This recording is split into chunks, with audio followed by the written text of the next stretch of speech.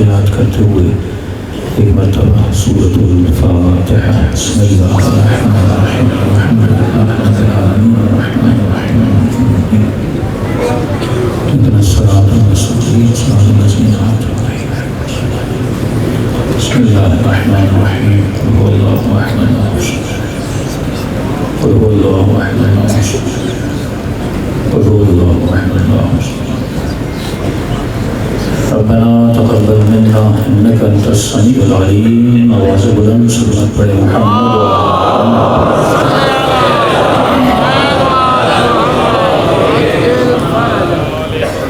بسم اللہ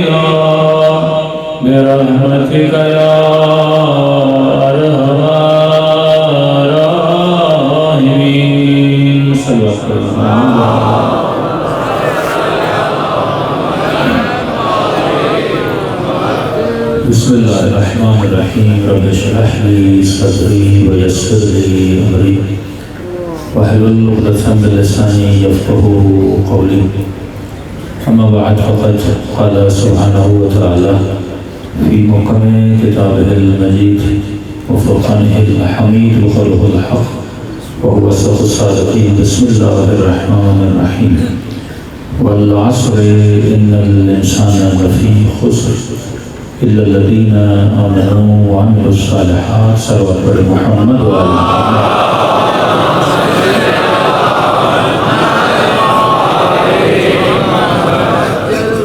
دعا کرتے ہیں کہ پروردگار عالم ہم سب کی عبادتوں کو اپنی بارگاہ میں قبول فرما دے اور جس مقصد زندگی کی وجہ سے یہ مجالس رکھی جاتی ہیں، ان مقاصد میں بھی ہم سب کو کامیابی نصیب فرمائے۔ ارشاد خالق کائنات ہوتا ہے کہ والعصر، مجھے قسم ہے وقت کی،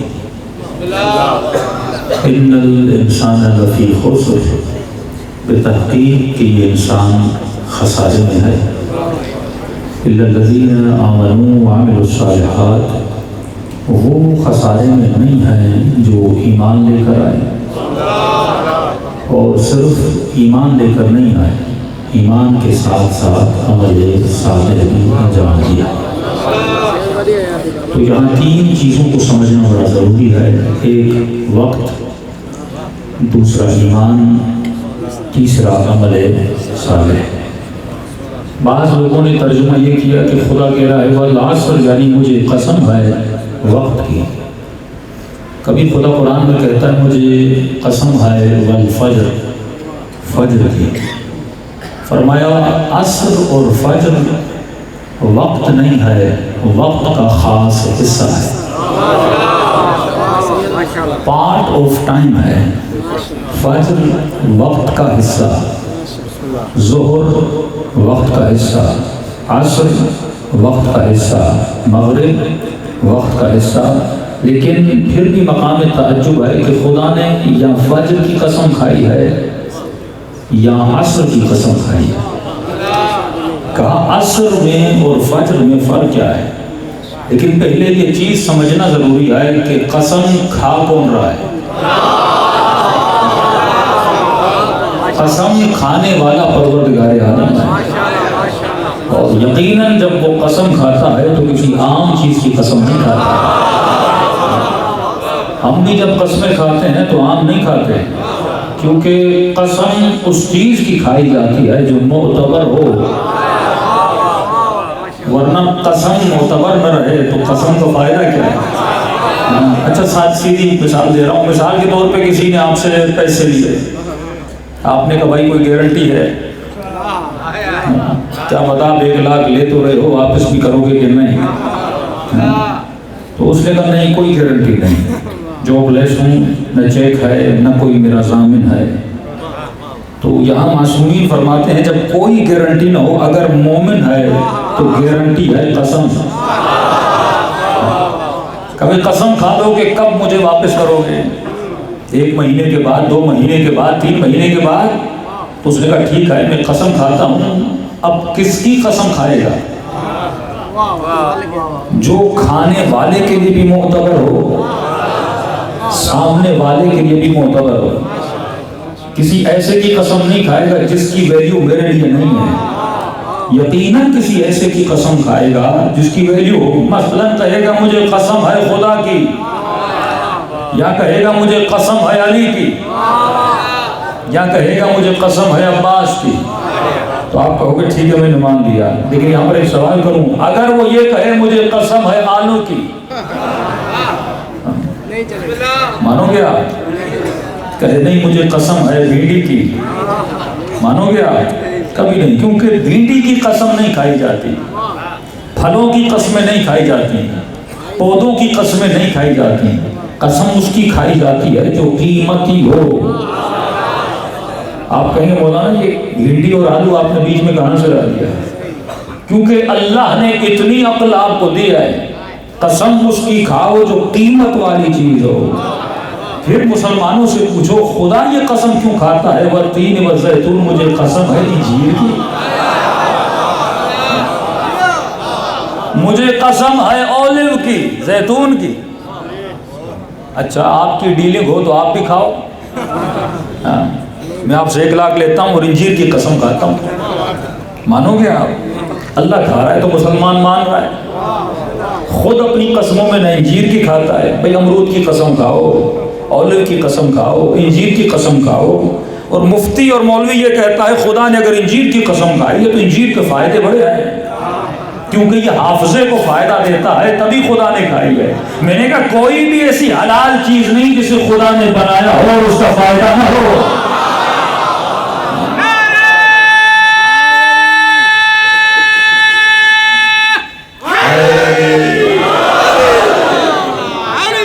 قرآن ہے وَاعْتَبِرُوا يَا أُولِي الْأَلْبَابِ، یہ ہے صاحبان عقل کے لیے۔ جاہلوں کو نہ قرآن سے کل کچھ ملے گا نہ آج کچھ ملے گا۔ تبھی تو فرمایا دو گراں قدر چیزیں چھوڑے جا رہا ہوں، ایک اہل بیت کا دامن ہے، دوسرا قرآن کا دامن ہے۔ جب دونوں کو ملاؤ گے تو تجھے ہدایت ملے گی، ورنہ مسلمان کو قرآن سے انجیل ہی ملے گا، اولیو کا آئل ہی ملے گا۔ ہاں فائدے ہیں کیونکہ اللہ نے بنایا ہے، کوئی ایسی حلال چیز نہیں جس کا فائدہ نہ ہو۔ تو اے مسلمان ذرا اپنی عقل سے پوچھ، تو اپنی قسموں میں کبھی پھل اور پودوں کی قسمیں نہیں کھاتا؟ تو ذرا سوچ، وہ جو احکم الحاکمین ہے، جو عاقل العاقلین ہے، جس کی عقل تمام عقلوں پہ بھاری ہے، جس کی حکمت تمام حکمتوں پہ بھاری ہے، وہ خدا یہ کہہ رہا ہے مجھے قسم ہے انجیر کی، مجھے قسم ہے تین کی، مجھے قسم ہے زیتون کی، لیکن جب در اہل بیت پر آؤ گے اور معصوم امام سے پوچھا گیا مولا یہ تین کیا ہے، مولا یہ زیتون کیا ہے، فرمایا کیا تم نے غور نہیں کیا تین سے مراد میرا دادا حسن ہے، زیتون سے مراد میرا دادا حسین ہے۔ کیا تم نے سورہ نور نہیں پڑھی جہاں خدا شجر مبارکہ کا ذکر کرتا ہے؟ اے حبیب تجھے گھبرانے کی ضرورت نہیں، میں تمہارے دین کو بچانے کے لیے تو مبارک شجرہ بنا رہا ہوں، اور شجرے کی نشانی ہے، نہ یہ غربی ہے نہ یہ شرقی ہے، بلکہ یہ شجرہ زیتونیہ ہے، حسینیہ ہے۔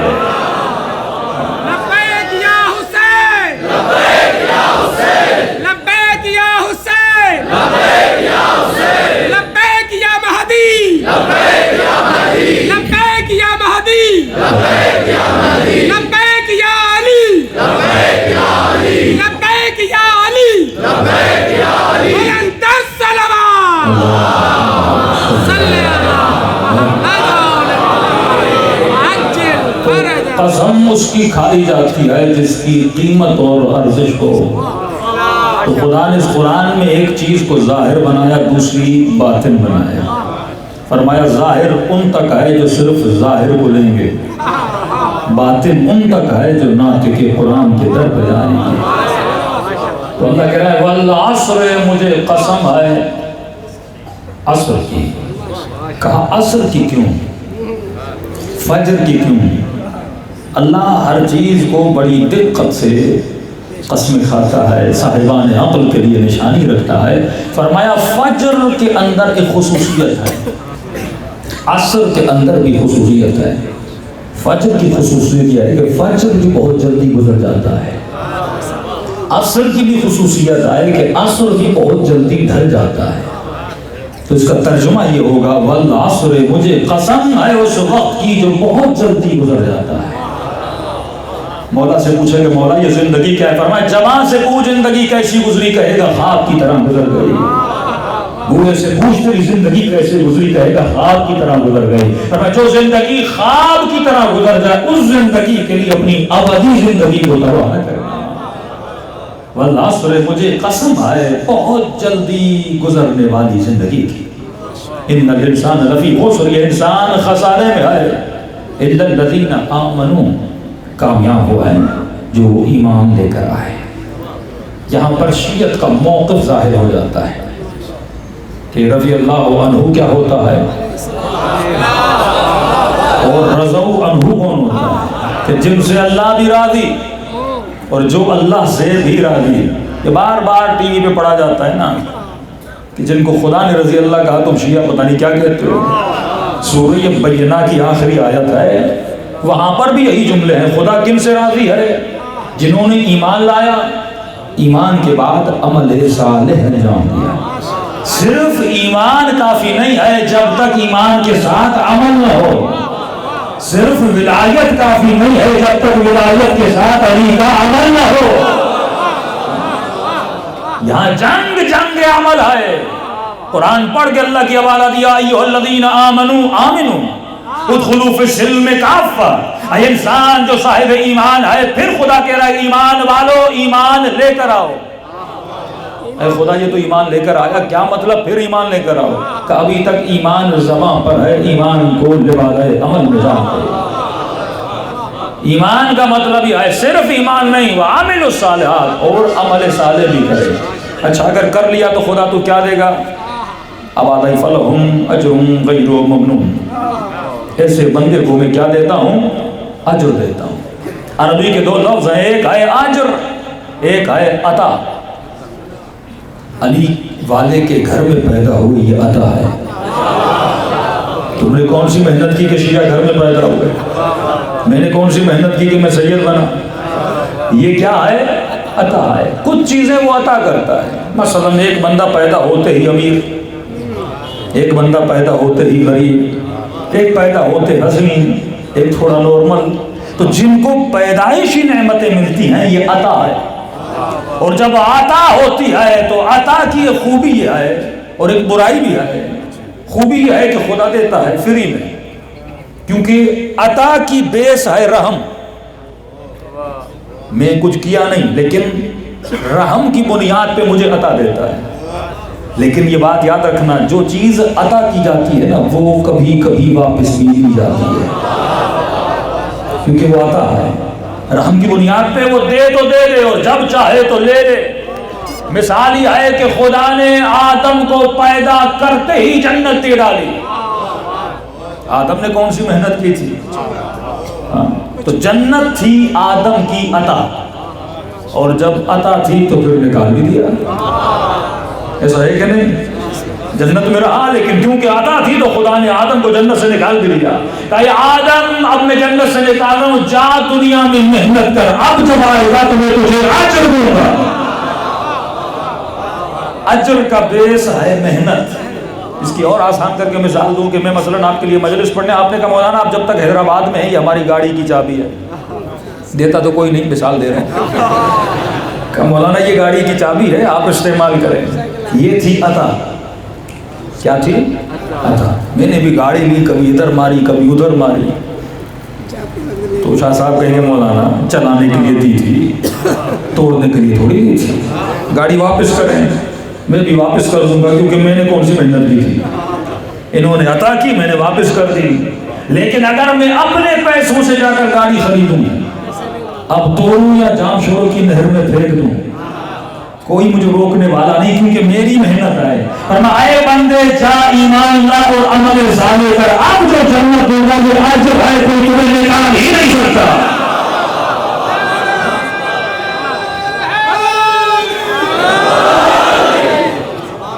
تو جنت تیری محنت ہے۔ یہ مت کہنا کہ حسن و حسین اگر جنت کے سردار عطا ہے، عطا نہیں ہے، حسین کا اجر ہے۔ اگر علی قسیم النار والجنہ ہے، یہ اجر ہے۔ فرمایا آمنوا وعملوا الصالحات، اب جب ایمان لے کر آؤ گے تو خدا تجھے کیا دے گا؟ اجر دے گا۔ اور رسول کیا فرماتے ہیں؟ قل لا اسألكم علیہ اجرا الا المودۃ فی القربى۔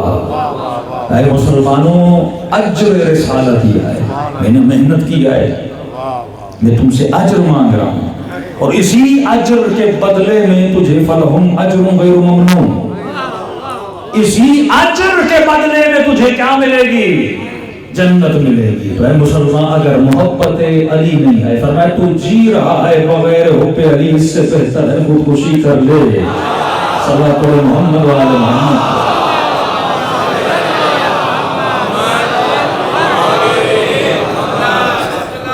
اب سوال یہ ہے کہ انسان دنیا میں آیا، زندگی ہے محدود، کیونکہ مجلس ترہیم ہے، تو دو جملے ساری تو پڑھ دی میرے بچے نے، میرے لیے کچھ بچایا نہیں۔ تو فرمایا فلہم اجر غیر ممنون، اگر تو اجر چاہتا ہے اس کے لیے تجھے کیا کرنا ہے؟ عمل صالح کرنا ہے۔ اب معاشرے کا المیہ یہ ہے، ایمان تو ہے عمل نہیں ہے، بیٹری تو ہے لیکن چلتی نہیں ہے۔ بیٹری نہیں چلے گی تو پنکھا نہیں چلتا۔ ایمان بھی اگر چارج نہ ہو تو اس سے عمل صالح کیسے آئے؟ تو ذرا اس کو سمجھنا ہے۔ دیکھو بہترین گاڑی اللہ نے آپ کو دی ہے، جو گاڑی ہے گاڑی ولایت۔ میں ہمیشہ ایک مثال دیتا ہوں کہ آپ کے پاس ولایت کی گاڑی ہے، اس کا مطلب یعنی ایسے سمجھو ایک کے پاس میران، ایک کے پاس کرولا، ایک کے پاس پراڈو ہے، تو کون جلدی پہنچے گا؟ جس کے پاس بڑی گاڑی ہے۔ آپ ہو ولایت کی گاڑی پہ سوار، آسان کر کے سمجھا رہا ہوں، آپ ہو سفینہ حسین پہ سوار، جو سفینہ تجھے بہت جلدی جنت تک پہنچا دے گا۔ لیکن میرے عزیز، جو گاڑی اچھی بھی ہو، اسپیڈ والی بھی ہو، اس کا ایک فائدہ بھی ہے، خطرہ بھی ہے۔ فائدہ یہ ہے کہ بہت جلدی جنت میں پہنچا بھی دے گی، اور خطرہ یہ ہے اگر تھوڑا راستے سے ہٹی، کیونکہ اسپیڈ زیادہ ہے نا بھائی۔ دیکھو نا، جہاز اگر صحیح چلے تو اسپیڈ سے 2 گھنٹے میں ایران پہنچ جاؤ گے، لیکن تھوڑا ادھر ادھر ہوا تو گر بھی جاؤ گے۔ تیری گاڑی کی اسپیڈ بہت تیز ہے، اگر یہ صحیح راستے پہ چلے تو تو جنت میں بھی بہت جلدی پہنچ سکتا ہے۔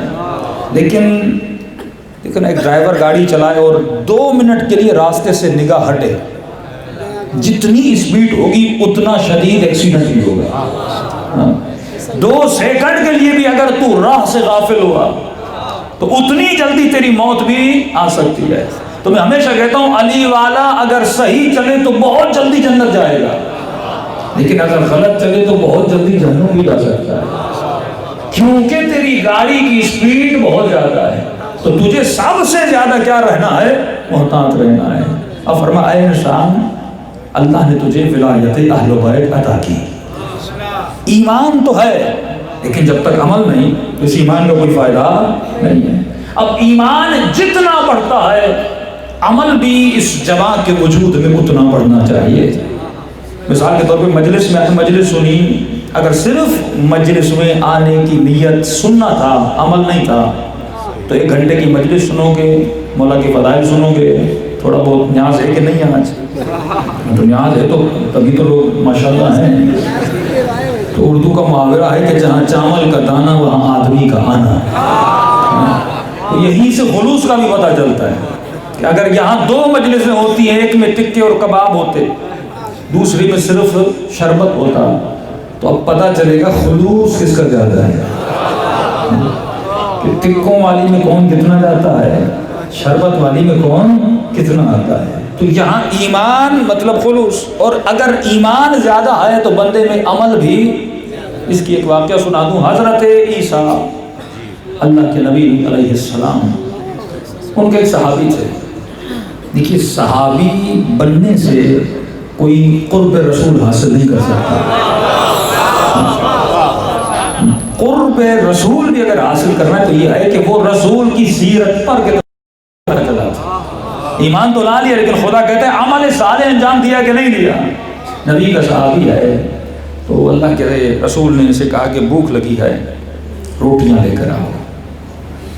اچھا، جیب میں تیرے کتنے پیسے ہیں؟ اللہ کے نبی 2 درہم ہے۔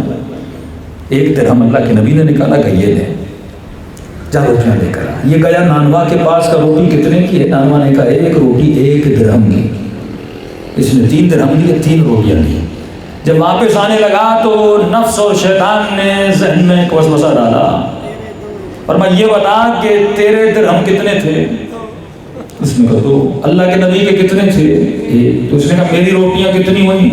2۔ اب مولا کا فرمان سنا، فرمایا کنجوس کبھی علی والا نہیں ہو سکتا۔ صفات علی ہے تو علی والا ہے۔ صبغۃ اللہ ومن احسن من اللہ صبغہ، کون ہے جو اپنے وجود کو رنگ خدا میں رنگ دے؟ کیوں فرمایا سلمان منا اہل بیت، دنیا سلمان کو دیکھتی تھی، لوگوں کو اہل بیت کا گھر یاد آتا تھا۔ فرمایا رنگ علی میں رنگ جا، رنگ حسین میں خود کو رنگ دے۔ مثلی لا یبایع مثل یزید، کیوں کہا امام نے؟ جس میں حسینی صفات ہوں گی وہ کبھی بھی یزیدی صفات والوں کے ساتھ بیٹھا بھی نہیں کرے گا، کیونکہ حسینی صفت میں رنگ چکا ہے، جس کو دیکھ کر خلقاً و خلقا، علی اکبر کو دیکھتے تھے تو لوگوں کو رسول یاد آتے تھے، عباس کو دیکھتے تھے تو لوگوں کو علی یاد آتے تھے۔ فرمایا اگر لوگ تجھے دیکھیں تو لوگوں کو اہل بیت کا کردار یاد آنا چاہیے، اگر نہیں آ رہا تو اس کا مطلب تو رنگ علی میں نہیں۔ تو فرمایا کنجوس کبھی علی والا نہیں ہوتا۔ اور میں اور اضافہ کرتا ہوں، کنجوس نہ علی کو اچھا لگتا ہے نہ بیوی کو، نہیں پتا تو بیویوں سے پوچھ لیں گے۔ کنجوس نہ خدا کو اچھا لگتا ہے۔ فرمایا سخی ہوتا ہے علی والا۔ تھا صحابی پر کنجوس تھا. تو صحابیوں میں بھی کیٹیگریاں ہیں، کنجوس صحابی، سخی صحابی، نیک صحابی، کوئی نمازی صحابی، کوئی ٹوٹی ہوئی تلوار سے لڑنے والا صحابی، کوئی غنیمت کو دیکھ کر بھاگنے والا صحابی. یہاں جنگ اخلاق ہے. بعثت لأتمم مکارم الاخلاق میں مبعوث ہوا تاکہ مکارم اخلاق تک تجھے پہنچا دوں. سوال یہ ہے ان میلاد مصطفیٰ منانے والے، یہ بتا تیرے وجود میں اخلاق مصطفیٰ کتنا ہے؟ میلاد کا مطلب یہ ہے کہ ہم صرف شہر میں ڈھنڈورا پیٹتے پھریں. 2 دن تجھے نبی یاد ہے، 1 گھنٹہ تو حسین کی مجلس میں آ کے حسینی بن جاتا ہے. کیا گھر میں بھی جا کے حسینی ہے؟ کہ کاروبار میں بھی تو حسینی ہے؟ کہ بیوی کے ساتھ تیری رفتار بھی حسینیوں والی ہے؟ کہ بچوں کے ساتھ تیرا اخلاق بھی حسینیوں والا ہے؟ اے جوان، کیا باپ کے ساتھ جب تو بات کرتا ہے تیرا ادب بھی وہی ہے جو عباس کا ادب تھا؟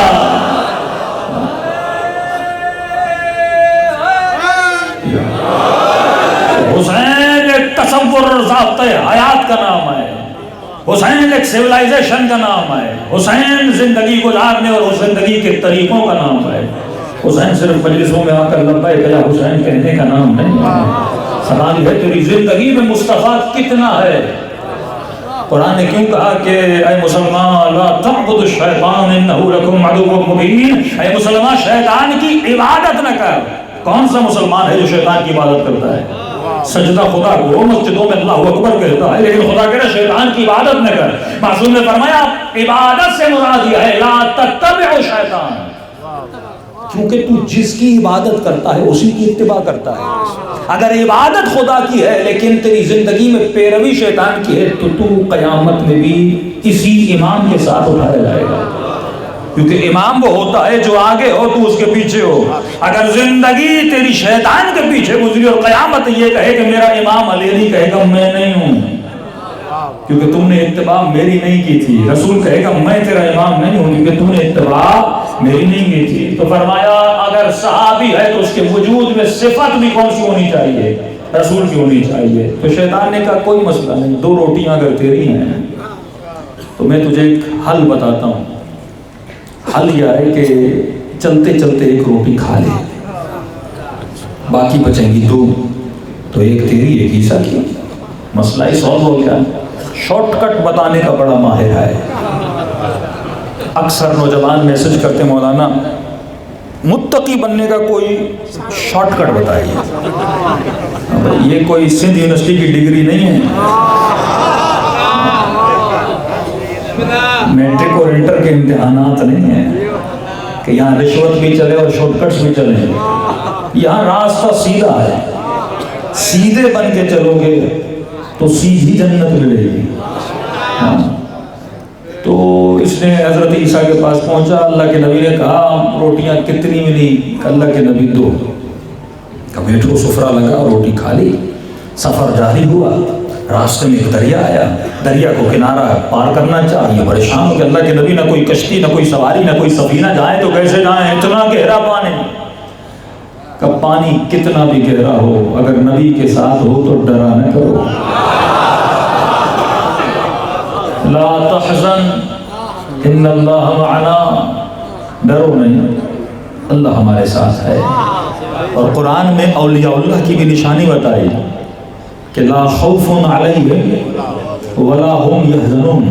جو اللہ کے ولی ہوتے ہیں ان میں نہ خوف ہوتا ہے نہ ڈر ہوتا ہے. تو اسی لیے ہم نے علی کو ولی مانا کیونکہ علی کہیں پہ بھی نہیں ڈرا، نہ کوئی خوف تھا نہ کوئی ڈر تھا. یہ رک گئے اللہ کے نبی کیسے جاؤں؟ فرمایا میرے قدموں کو فالو کرو. جہاں میرے قدم ہے قدم رکھتا ہے، یہ پانی تجھے نہیں ڈبوئے گا. جس نے اپنے قدموں کو علی کے قدموں کے پیچھے رکھا وہ دنیا کی گناہوں کی دلدل میں بھی کبھی نہیں ڈوبتا. کہ ایک مرتبہ قدموں کو فالو کرتا گیا یہاں تک کہ دریا کو کراس کر لیا. ایک مرتبہ کہنے لگا اللہ کے نبی میں نے آپ کے تلووں کو بھی دیکھا، اپنے تلووں کو بھی دیکھا، ذرہ برابر یہ گیلے نہیں ہوئے. کہ اللہ کے نبی آپ تو بڑے نبی ہیں، پہلے معرفت نہیں تھی. دیکھو ایمان تب بڑھتا ہے جب معرفت بڑھے نا.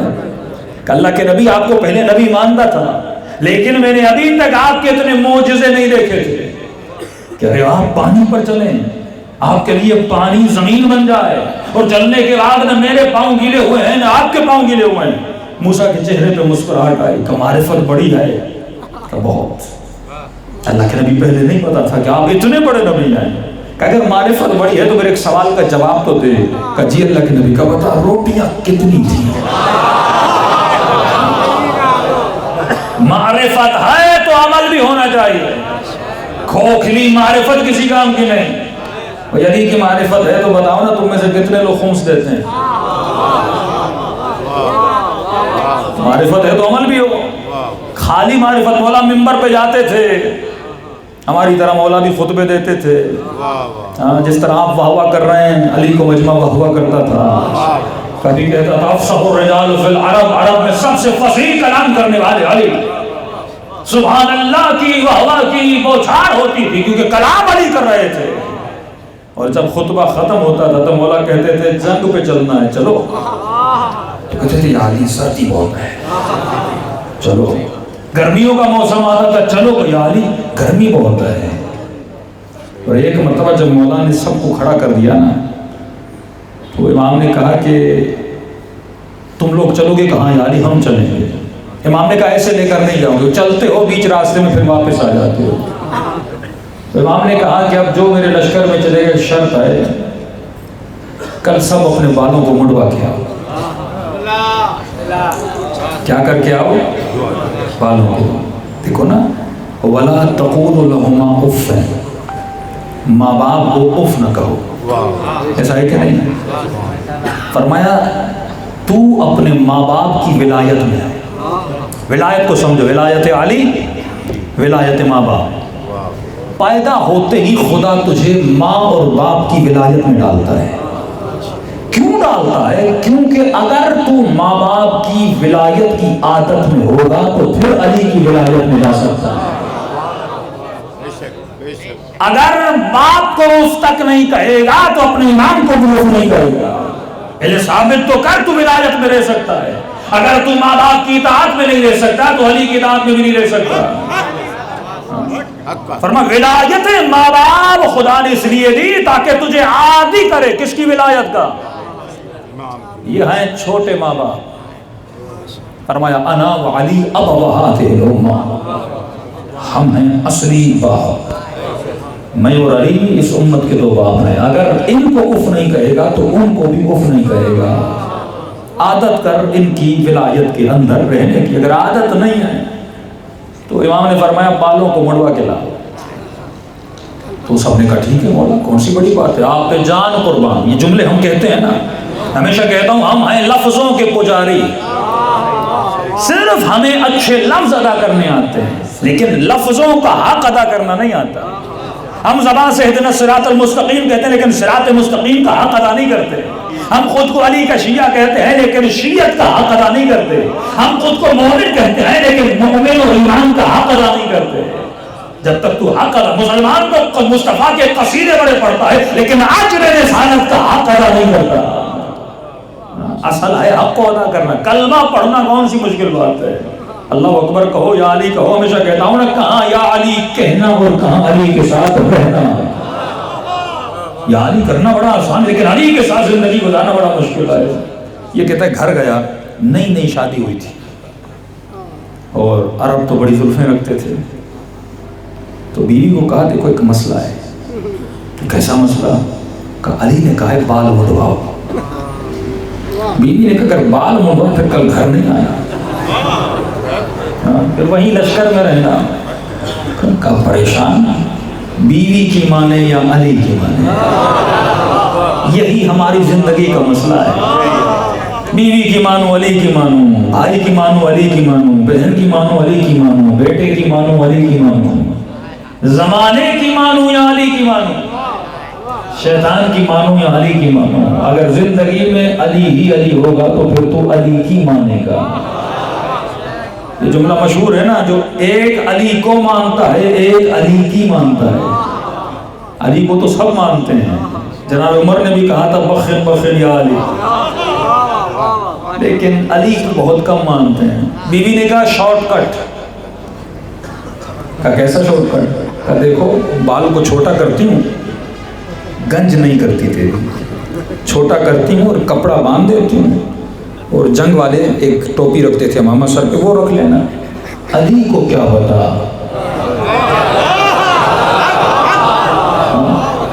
ہے علی کے لشکر میں، لیکن معرفت علی ہے ہی نہیں۔ ہاں، وہ جو زمین کے راستوں سے زیادہ آسمان کے جہاں کو جانے، اسے نہیں پتا کہ تیرے امامے کے نیچے کیا ہے۔ اس نے بیوی کی سنی پر علی کی نہیں سنی، تو ایک مرتبہ بالوں کو چھوٹا کیا، سر پہ امامہ رکھا، اور لشکر کی صفیں تھی نا، کھڑا ہو گیا۔ مولا گھوڑے پر سوار، کہا بھائی بال منڈوائے، سب نے کہا یا علی، جان قربان، بال کیا ہے؟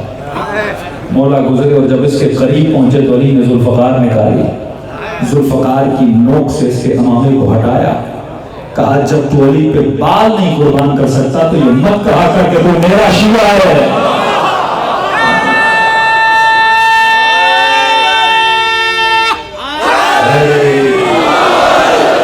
بھائی جوان، تجھے یہ ثابت کرنا ہے اگر تو علی کا ماننے والا ہے، تم نے علی پر قربان کیا کیا؟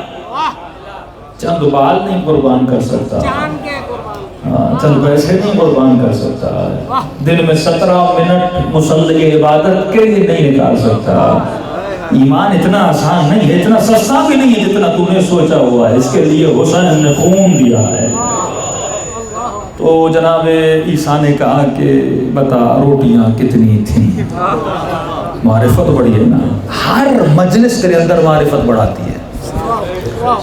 یہاں دیکھ رہا ہوں کوئی 30 کا، کوئی 40 کا، کوئی 50 کا، کوئی 20 کا جوان بیٹھا ہوا ہے، تو کاؤنٹ کرو کہ تم نے 20 سالوں میں کتنی مجلسیں سنی، تم نے 50 سالوں میں کتنی مجلسیں سنی۔ کیا تو صرف کوانٹٹی کو بڑھا رہا ہے یا اپنے اندر کوالٹی کو نہیں بڑھا رہا ہے؟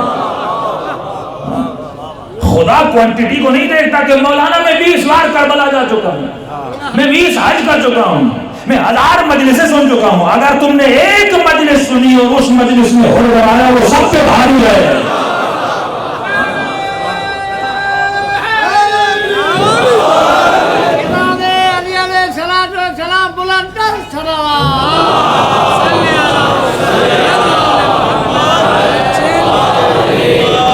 تو سوال یہ ہے، مجلسیں سنی لیکن جتنی، کبھی خیبر سنی، کبھی خندق سنی، کبھی نہج البلاغہ سنا، کبھی خطبہ سجاد سنا، کبھی زینب کے جملے سنے، اتنا کچھ سننے کے بعد جب تم نے علم حلوائت اپنے اندر ڈالا، اس علم نے میرے وجود میں عمل کو کتنا پیدا کیا؟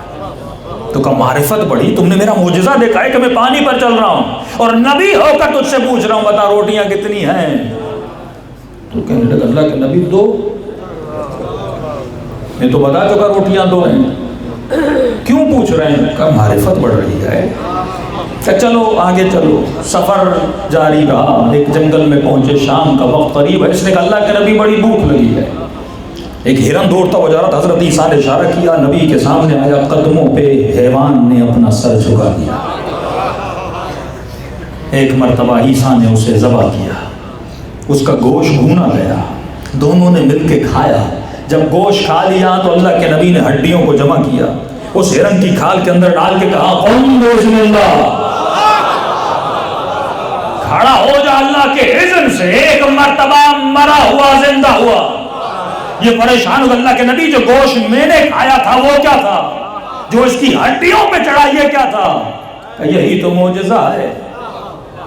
کہنے لگا اللہ کے نبی اب تو معرفت اور بڑھ گئی، آپ پانی پر بھی چلیں، مردوں کو بھی زندہ کریں، واللہ میں نے آپ سے بڑا نبی نہیں دیکھا۔ اللہ کا شکر ہے کہ آپ کا ساتھ ملا، میں آپ کا صحابی ہوں۔ کہ معرفت بڑی کہا، کہ بتا روٹیاں کتنی تھیں؟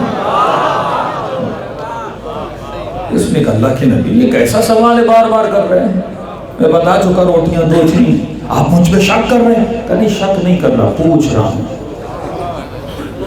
اس نے پھر بھی کہا اللہ کے نبی روٹیاں 2 تھیں۔ سفر اور آگے بڑھا، ایک پہاڑی پہ چڑھے، تھک کے ٹوٹ کے وہاں پہ بیٹھ گئے۔ جیسے بیٹھے اس بندے خدا کی نگاہ 3 سونے کی اینٹوں پر پڑی۔ اس نے کہا اللہ کے نبی آپ تو بہت بڑے نبی ہیں، پانی پر بھی چلایا، ہرن کو بھی کھلایا، پھر اسے زندہ کیا، اب آپ کے ساتھ کے صدقے میں کروڑ پتی بن گیا، اینٹیں سونے کی ملی ہیں، آپ کا ساتھ تو بڑا مبارک ساتھ ہے۔ اللہ کے نبی نے کہا ذرا ٹھہر جا، اینٹیں کتنی ہیں؟ کہ اللہ کے نبی 3 ہیں. کہ دیکھ ایک روٹی تھی تیری، ایک روٹی تھی میری، تو ایک روٹی تو نے کھائی ایک میں نے کھائی، تو ایک اینٹ تیری ایک اینٹ میری، باقی تیسری جس نے کھائی ہوگی وہ اٹھا کے لے جائے گا.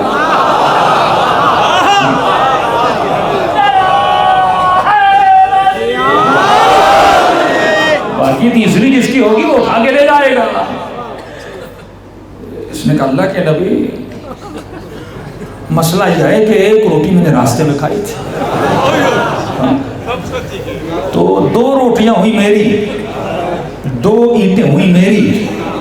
کہ ابھی تک بول رہا تھا 2 تھیں، اب سونے کو دیکھ کر تو سچا بولنا شروع ہو گیا. تو اللہ کے نبی نے کہا کہ تیسری اینٹ بھی تو رکھ لے، لیکن یہاں سے دفع ہوگا، کیونکہ جو مال پرست ہے، یعنی مال نے اور مال کی محبت نے تجھے سچ بلوایا، لیکن عیسیٰ کی محبت نے تجھ سے سچ نہیں بلوایا. تو ولایت نام ہے کشش کا، سندھی میں کہتے ہیں چکمک. ولایت ایک ایسا چکمک ہے جو تجھے نماز کی طرف کھچاؤ پیدا کرواتا ہے. اب سوال یہ جس کے وجود میں یہ چکمک ہو نا، یہ مقناطیس ہو نا، جتنی ولایت زیادہ ہے نا، ولایت پاکیزگیوں کو کھینچتی ہے، اور شیطان کی محبت، دنیا کی محبت دنیا کو کھینچتی ہے. اب سوال یہ تیرا کھچاؤ کس کی طرف زیادہ ہے؟ مولا علی کا کھچاؤ کیوں زیادہ تھا؟ چھٹے امام جعفر صادق علیہ السلام